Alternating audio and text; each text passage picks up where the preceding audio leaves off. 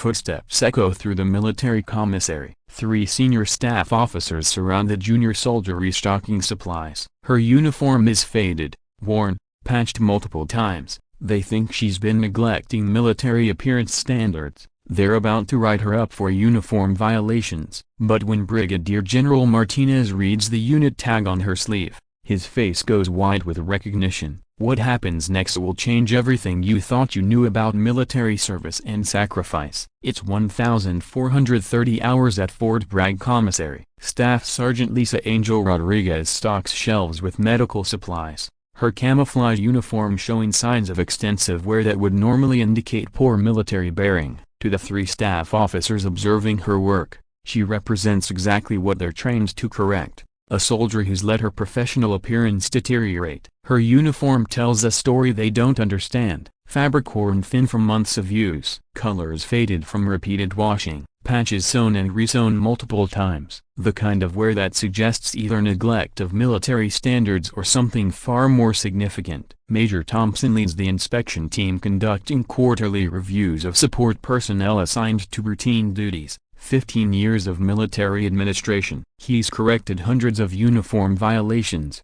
enforced appearance standards that maintain military discipline and professional image. Rodriguez, your uniform condition is unacceptable. Faded colors, excessive wear, multiple patch repairs. This violates our 670-1 uniform appearance standards. You're facing disciplinary action for failure to maintain proper military bearing. Lisa looks up from her supply inventory with eyes that have seen too much combat and received too little recognition. For 6 months, she's been assigned to commissary duties while her actual service record remains classified at levels these staff officers don't have clearance to access. Sir, my uniform meets all functional requirements for assigned duties. I maintain additional uniforms for formal occasions requiring specific appearance standards. Thompson examines her worn fatigues like they're evidence of unprofessional conduct. Rodriguez, every uniform represents the United States Army. Worn, faded clothing reflects poorly on military standards regardless of duty assignment. But Lisa Rodriguez isn't just a commissary worker with appearance problems, and her worn uniform isn't evidence of neglecting military standards. It's evidence of service that can't be acknowledged through normal military channels because recognizing it would compromise ongoing operations. Sir,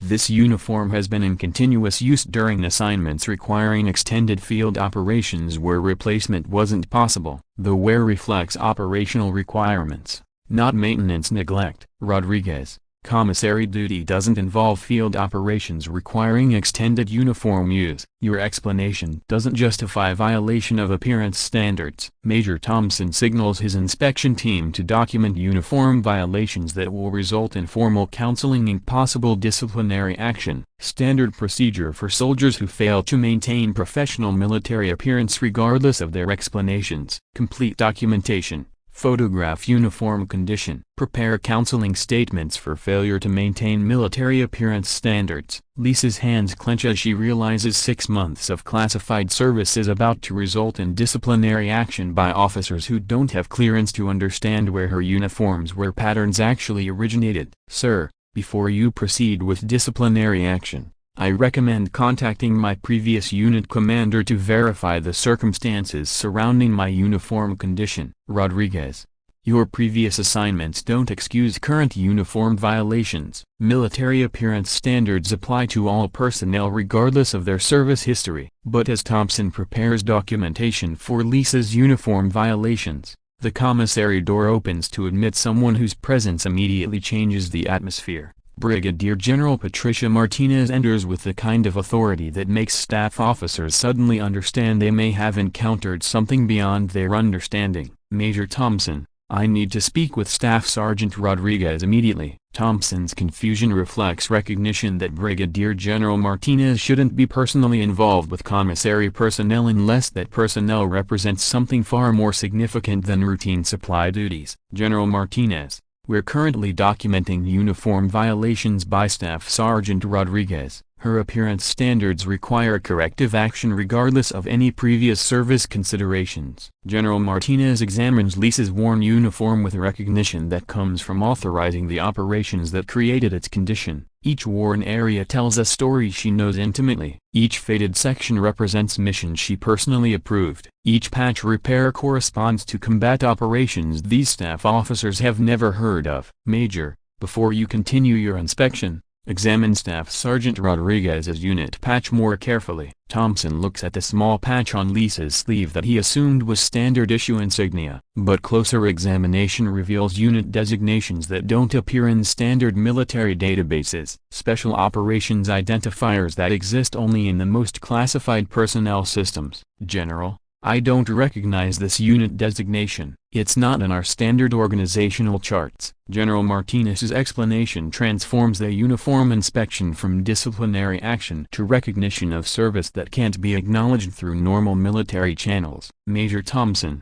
Staff Sergeant Rodriguez has just completed 8 months of classified operations in Afghanistan conducting missions that officially don't exist. Her worn uniform reflects continuous field operations under conditions where uniform replacement wasn't possible. The general's briefing reveals service that explains every aspect of Lisa's uniform condition: extended combat operations, resource limitations and denied areas, mission requirements that made appearance standards irrelevant compared to operational success. Staff Sergeant Rodriguez volunteered for the most dangerous assignment in current special operations: deep reconnaissance in areas where capture meant torture and execution without possibility of American government acknowledgement. Lisa's worn uniform represents 8 months of operations conducted while completely isolated from normal military support systems. No supply lines, no uniform replacement, no support except what she could carry during missions that pushed human endurance beyond normal limits. The uniform you're documenting as substandard has been worn during operations that provided intelligence enabling the elimination of high-value targets threatening American forces throughout the region. Major Thompson realizes the inspection team nearly disciplined an American hero whose service record can't be acknowledged because recognizing her achievements would compromise ongoing operations against enemy forces targeting American military personnel.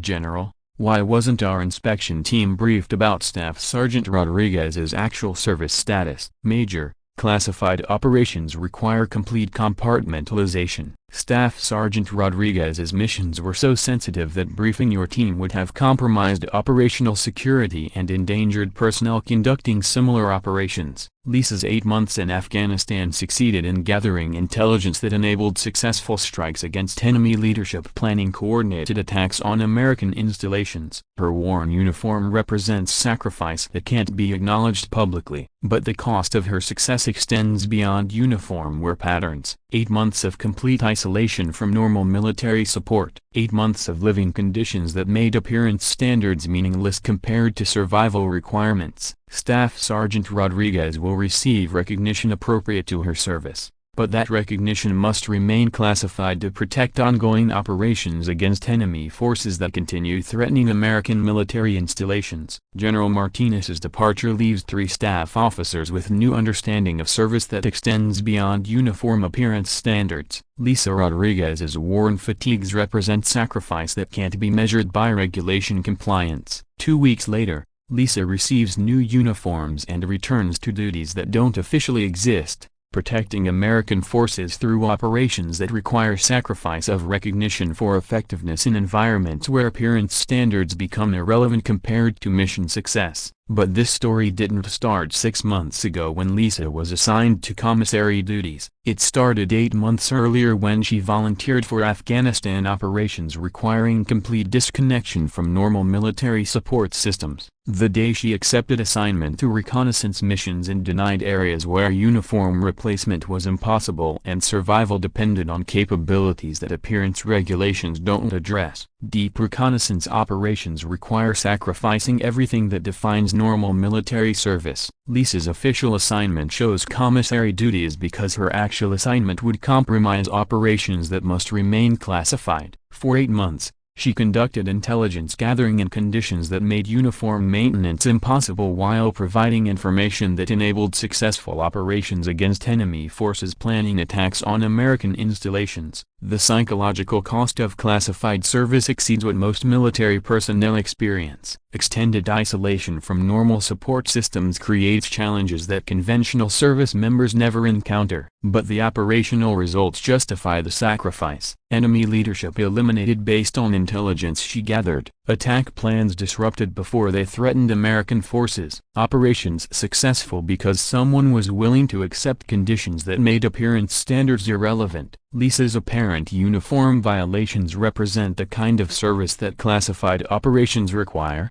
accepting degraded conditions while accomplishing missions that protect American forces from enemies who would kill them given the opportunity. General Martinez's intervention represents recognition that service excellence sometimes conflicts with regulatory compliance when operational requirements exceed normal military support capabilities. Where heroes wear uniforms that tell stories of service requiring sacrifice of normal military standards for mission success in environments where survival matters more than appearance regulations. Remember Staff Sergeant Lisa Rodriguez when you encounter military personnel whose appearance seems to violate standards but whose competence suggests service beyond normal assignments. Sometimes the most effective operations require accepting conditions that make regulation compliance impossible, because sometimes protecting American forces requires serving in conditions where uniform standards become irrelevant compared to mission requirements. And sometimes the greatest military service happens in environments where appearance regulations don't address operational realities. The most worn uniforms sometimes represent the most valuable service, and the greatest sacrifice sometimes looks like failure to maintain standards when it actually represents success in missions that official regulations don't anticipate. Real military service sometimes requires wearing uniforms until they fall apart, because replacing them would compromise missions that protect fellow service members from enemies who would kill them if given the opportunity.